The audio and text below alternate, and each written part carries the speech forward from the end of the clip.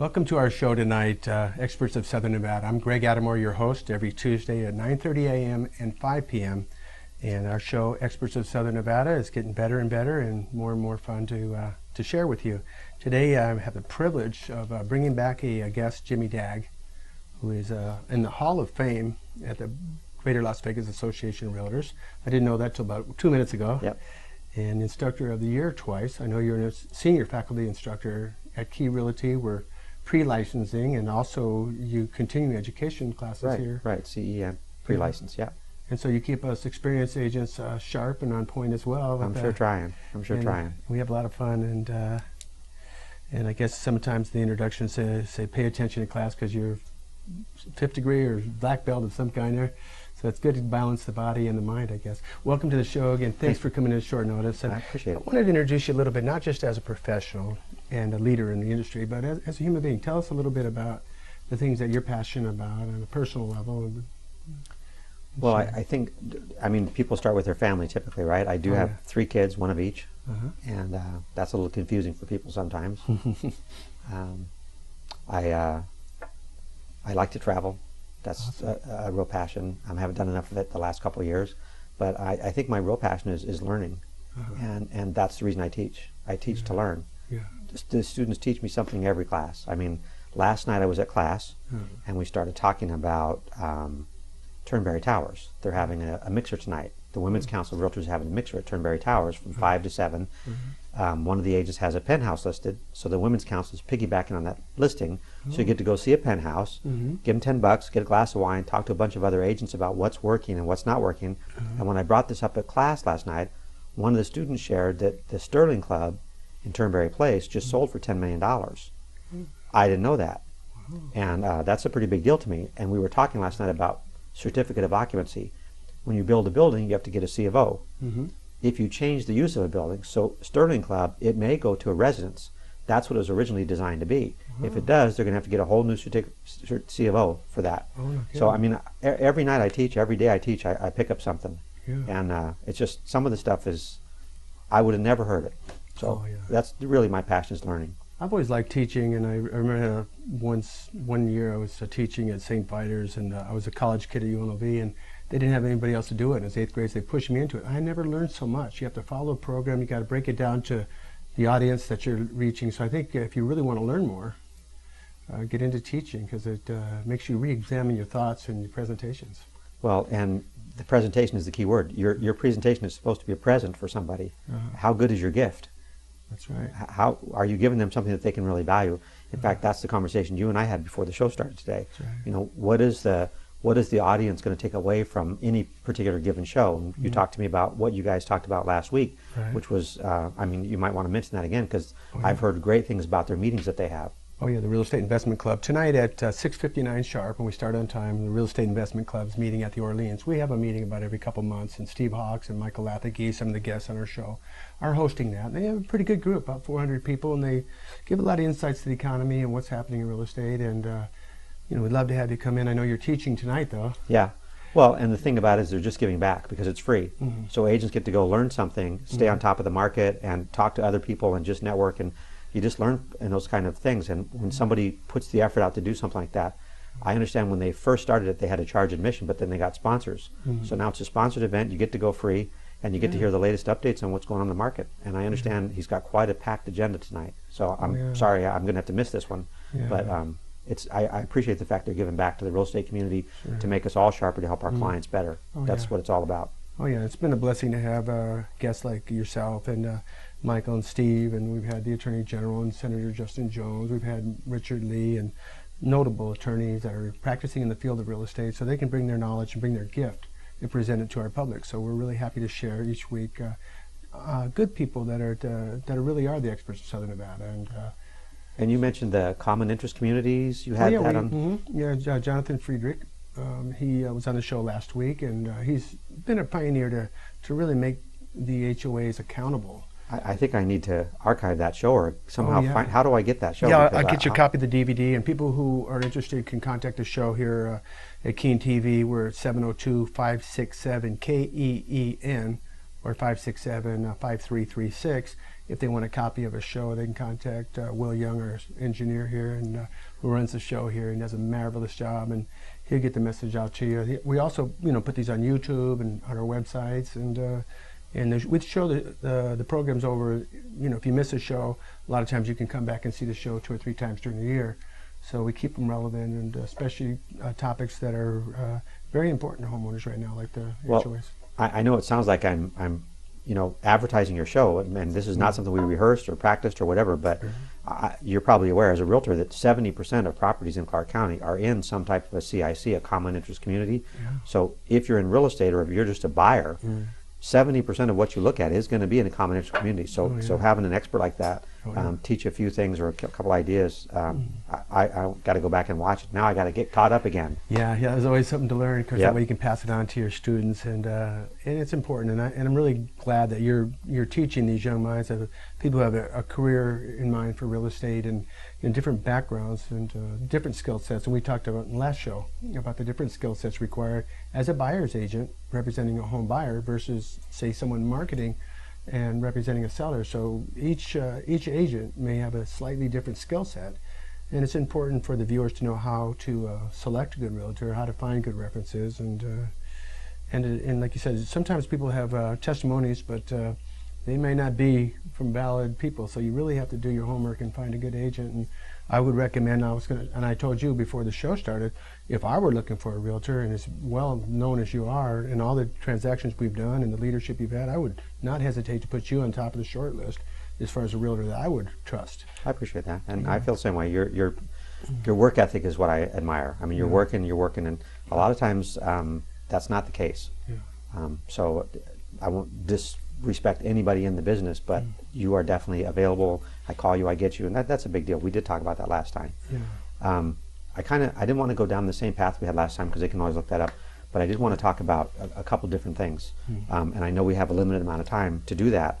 So if it's all right with you, I'm going to jump right into this. Sure. This is a book by Og Mandino, The Greatest Salesman in the World. And I have a penchant for saying level up. There's always another level up. No matter where you are, you can always learn a little bit more, a little bit more. This book was written some time ago, but the principles in it are what they call timeless. It's copyright 1968. That doesn't sound like so long ago when I was born, but it is a while back. And this book tells a story about a young man, and he falls in love, and he wants to be successful in the biggest way. And so his mentor, the greatest salesman in the world, decides to take him under his wing and instruct him. And halfway through the book, in chapter 8, they get into the principles of sales. And chapter 8 is entitled The Scroll Marked 1. And it starts out with, "Today I begin a new life. Today I shed my old skin, which hath too long suffered the bruises of failure and the wounds of mediocrity." And you've heard this before. Today is the first day of the rest of my life. Right. And we forget that. I wore my Happy New Year tie today. Yeah, celebrate. Yeah, it's a new year. It's a new year. It's a new day, new life. And it says on page 53, this is halfway through the book. It's only 100 pages. I mean, it's a real quick, easy read. But the principles are profound.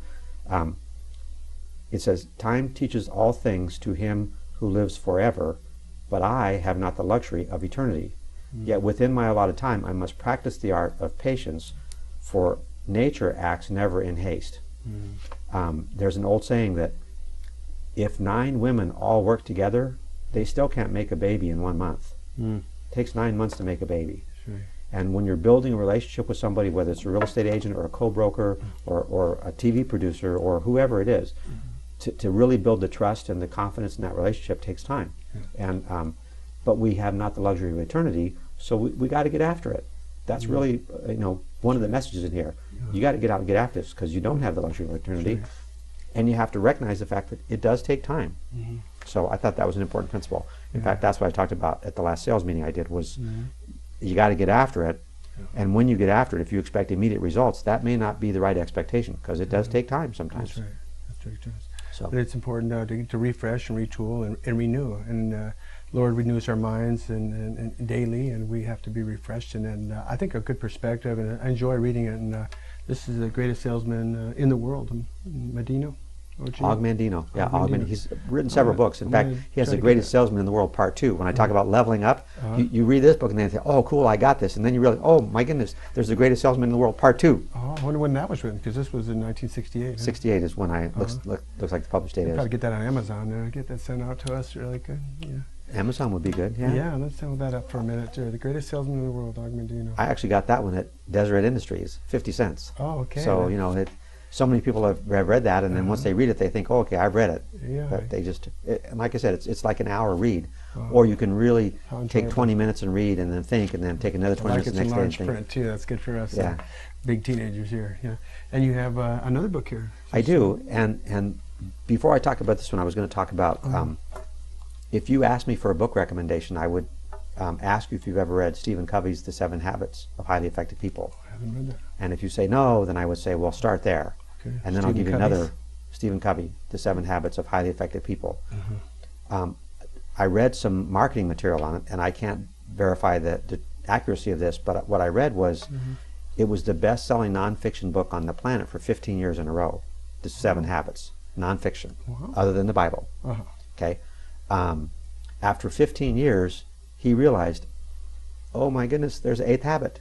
So he came out with another book called The 8th Habit. So the 7 habits are all in one book, but then the 8th habit comes out. And the 8th habits, I think it's about 400 pages in the 8th habit. And it's an interesting book. But the 7 habits lay such a good foundation that's almost like a religious foundation. There's principles that you just can't get around. You follow the principles. Yeah. They're all in the Bible. Everything's in there. If you read that and listen to the principles and pay attention to the principles, it's pretty hard to go wrong. Stephen Covey's 7 Habits of Highly Effective People. And I mean, I could enumerate the habits for you, but he does a couple interesting exercises in there, and I want to make sure we get everything in the allotted time. But habit number 1, he calls it be proactive, which he says you're responsible for the results you're getting. If you're not getting the results that you want, it's not Greg's fault. It's not Jim's fault. What are you doing to get that response? That's right. There's some things that I can work with you on, and if I'm not getting the right response, I've got to change how I'm working with you. So it's really accept responsibility. It's nobody's fault. And he even talks about the language of blame and the language of outside yourself. You really have control over, you know, your attitude and how well you say what you say. You have control of those things. So do you take control of them? Do you take responsibility for those things? And then he says, habit number 2 is begin with the end in mind. And that's the story I want to tell you. He says, you're at a funeral, and there are 4 speakers. Have you heard this story? No. One of them is one of your very best friends. One of them is someone from your place of worship, whatever that is. One of them is someone from your work, and one of them is someone from your family. You're the guy in the casket. Right. You're dead. Okay. What do you want those 4 people to say about you when you're in the casket? So he says, begin with the end in mind. If you think about what you want people to say about you when you're gone, first accept responsibility, then begin with the end in mind. And the first 3 habits in the 7 habits are all about habits of personal victory. If you can work towards those, and it's a never-ending battle. It's a never-ending task to work towards those. But he says you work towards those 3 first, work on yourself first, and then you can work on your interactions and your relationships with other people. And he's got 3 habits about that. And his habit number 7, which he says is the highest leverage habit in there, is sharpen the saw. Learn, read, listen to good programs that you're going to learn something from. I mean, it's entertaining, but at the same time you're working your brain. So I think that's interesting. And then he gets to the 8th habit, which we're not going to talk about today. Well, that's an excellent perspective, and I think looking at the end in mind, the telos, the word Greek word meaning telos, sometimes a purpose or looking at the end, and then we do want to be aware of our legacy. How do people, are we compassionate? Are we skilled? Do they see the love by the work of our hands and the service we give people? And hopefully people will remember us by enhancing their lives, educating them, and preparing them and encouraging them. Well, I do remember hearing at church one time that you can't want it for them more than they want it for themselves. So you can desire in your heart for them to have the best, and if they want it, great, they get it, and you can help them. If they don't want it, you can't convert them. I mean, that's right. Higher power. But it's interesting you use the word telos, purpose. The word dharma is the same thing. It means what is your purpose? What is your dharma? Why are you here? I'm here to spread love. I'm here to whatever. Be the best I can be and help as many people be the best they can be, which is kind of what the 8th habit really is. It's find your voice and inspire others to find their voice. I'm reading a book right now about Abraham Lincoln, and it's called The Unknown Lincoln. And I'm sure you read How to Win Friends and Influence People. Oh yeah. Well, that author is Dale Carnegie. Right. Well, Dale Carnegie was in London doing some work, and he picks up this newspaper article, and it's an English newspaper, and there's a column there written by an Irish guy talking about Abraham Lincoln. Wow. And he says, here I am, an American in London, reading an English newspaper with an art column. Tape is the guy's author's name. He's considered the father of the House of Commons in England. And he's learning all the stuff about Abraham Lincoln. He's saying, there's like a 5 or 6 series column. He said, I didn't know any of this stuff. Wow. Lincoln was absolutely dirt poor when he was young. And one of the quotes attributed to Lincoln is, the best thing we can do for poor people is to not be one of them. And that's really profound. Yes, it is. Because if we're not one of them, we show them a different way. There's a lot more to that than just not be one of them. Oh, yeah. Because that's really helping them, showing them a different way. And you said the work of your hands and being godly and being giving and loving and all those kind of things. You show everybody this is a good way to be.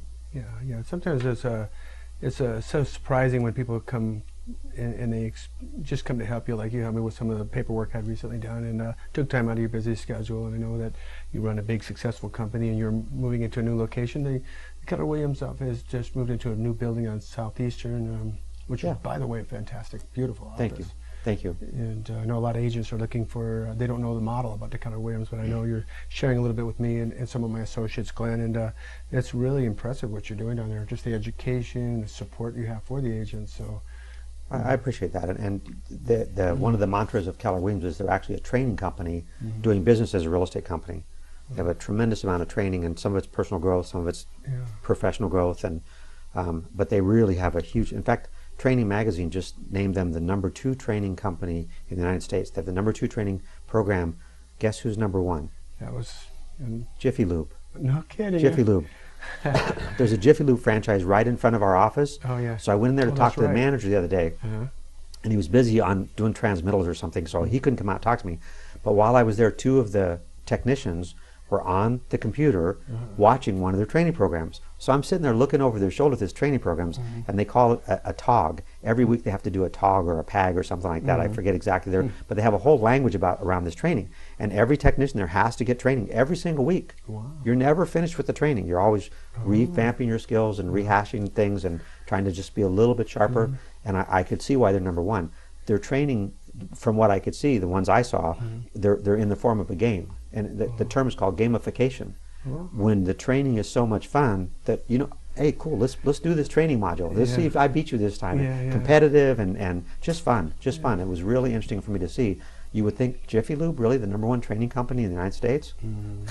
Oh yeah, and that definitely wouldn't have been on my short list of guesses, but I think you're mentioning how we need to continually upgrade our training and teach and learn and to share our knowledge, and the way the real estate industry has evolved in the last 5, even 10 years, but especially since the short sales of the market bust, in 2007, 2008.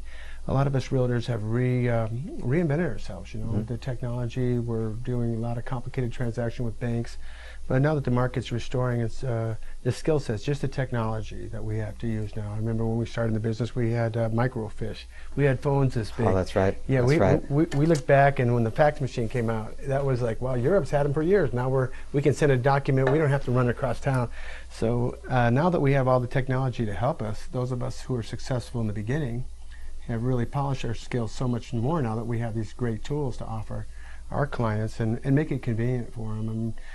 Like you said, last show we had, some people are just so busy, they don't want an agent to sit in front of them for half an hour or 2 hours. They just want to email me the contract. They already understand it. And that's one of the reasons I enjoy doing business with you. And some of my clients have 40 years real estate experience.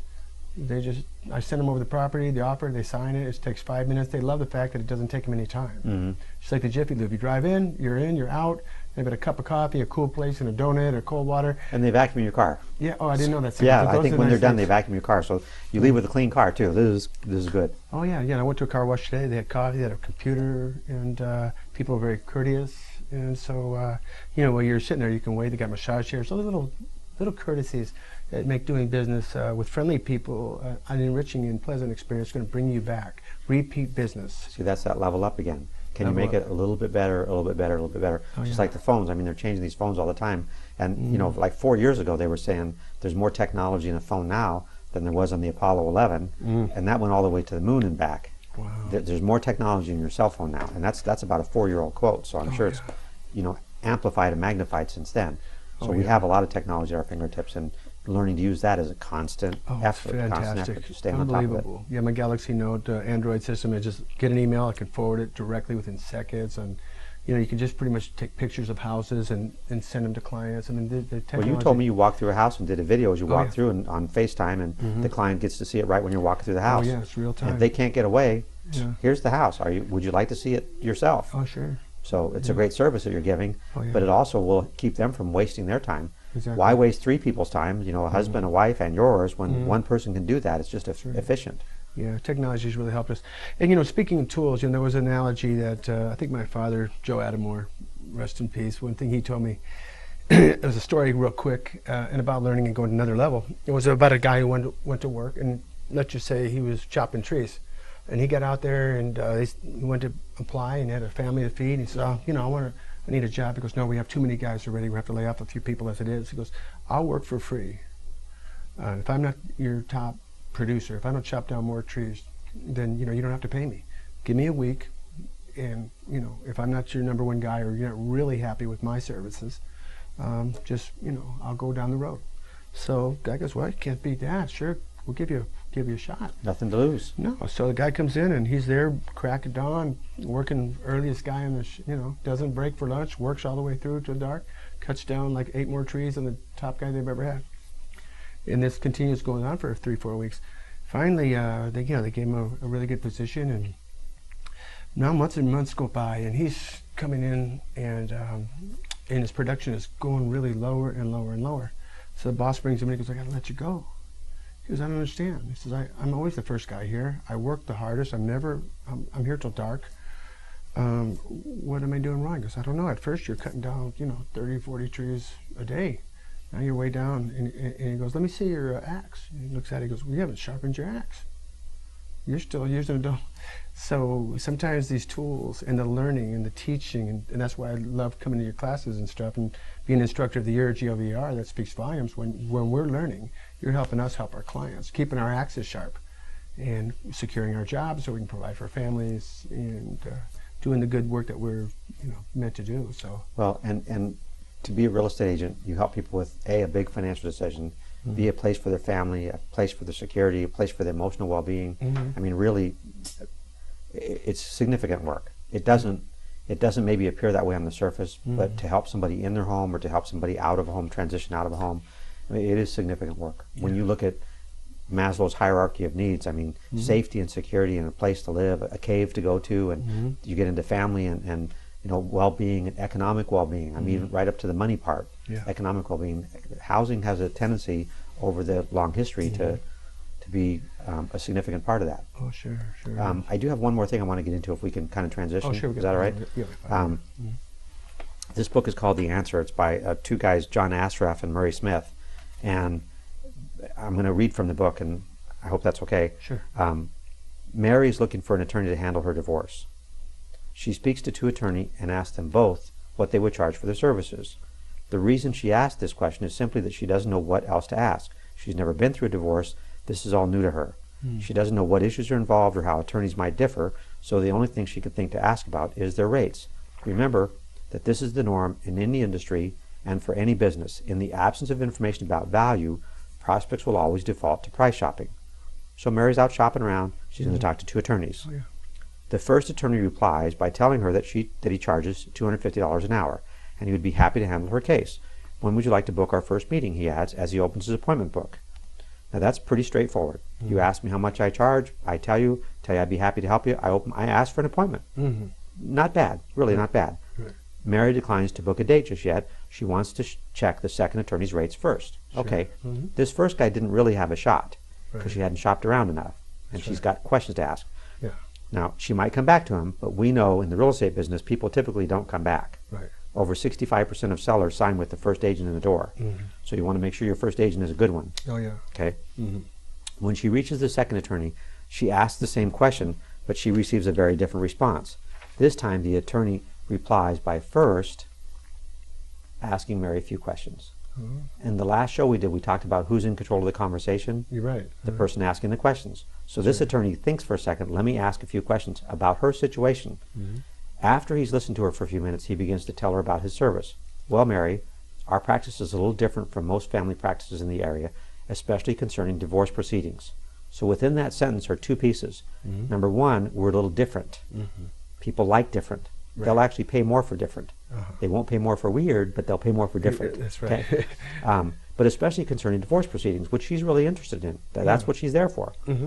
Our goal is always to reach the most amicable and fair settlement possible for both parties, not only for our client, but for both clients involved. Now, for Mary, that's a total pattern interrupt. It's a total nonsense. I'm trying to get rid of this guy, and you want to make it fair for him? What is up with this? Weren't you listening to me? Yeah. So he throws her completely off with this proposal. Right.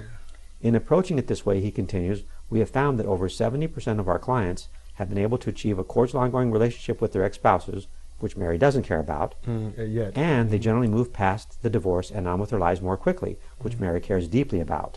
She does want to move past this. Yes. And he says over 70%, so he's even putting a numerical analytical spin to this, over 70%. You good? Too? Okay. And this is not just hype. He tells Mary he'll have his secretary send her a pack of testimonials and survey data his firm has compiled that backs up what he's telling her. This law firm presents that same information on their website, brochures, promotional materials. And so the point here is, how are you marketing? Are you marketing to the right audience with the right questions, with the right tools? And whether you're trying to get a date with a young lady, or you're trying to buy a house, or you're trying to interview real estate agents, or even trying to figure out which church to worship with, to just where to go. All of your decisions, if you're asking the right questions, the answers come out. Absolutely. So that's what I wanted to share. This book, The Answer, is, there's so much in this book. It's very, I mean, you can see I've read this a few times. It's I got it highlighted and marked and stuff like that. Just a great reference. And it's not about sales. This is not about sales. This is about thinking, about life, about values, all kinds of really good stuff in this book. Sure. And I think when we talk to our clients and they contact us and they want to buy or sell a property, or they need some investment counseling, they need some guidance, the questions we ask, I think, are insightful, because we really wanted to help them with their lifestyle. Like you said, Abraham Maslow's book, his hierarchy of needs. We want home, we want security, also we want investment. So, what schools, or close proximity to work. There's important things an experienced agent will guide you to help you make the best decision. You don't even know what questions, like the divorcee, to ask if they haven't been done it before. Right. So a lot of times our first-time home buyers can be very rewarding, because you can eliminate their fears, give them the peace of mind, and help them. And I know you're the best at that. I mean, you've helped people so much, and you've helped me a lot. And being from the training of Century 21, I've prospered real well. And I know that Hall of Fame and the GLVAR, not many people have it. I didn't even know they had one of those. But I know Instructor of the Year. I know you're in good hands. I know if you're looking for a realtor and you haven't made up your mind yet, give Jim Dague a call. You're in good hands with him. I trust him. He's always been an excellent leader and a great educator and a good human being. And he does take it up another level. So I'm really pleased and honored to have Jim Dague, and hope that you'll come back again and enlighten us a little bit more as a human being and as a professional. Thank you, Greg. I appreciate you having me on the show. Oh, yes, our pleasure and our honor. And we'll look forward to seeing you folks next week. We appreciate you being with us again this week and sharing with us. If you have questions, give us a call or contact Jim. What's your email? It's actually toppresenter. Toppresenter? at gmail.com. Oh, that's right. Okay. So, and a phone number to get a hold of you? 702-595-4440. Okay. And I know you answer your phone because I call you. Yeah. Anybody thinking about getting into real estate might want to talk to me before they get all signed up. I might be able to give them a little direction. Oh, that's great. So, absolutely. Well, thanks again. Appreciate it. All right, sir. God bless you. Have a great day. Thank you. See you next week, everybody.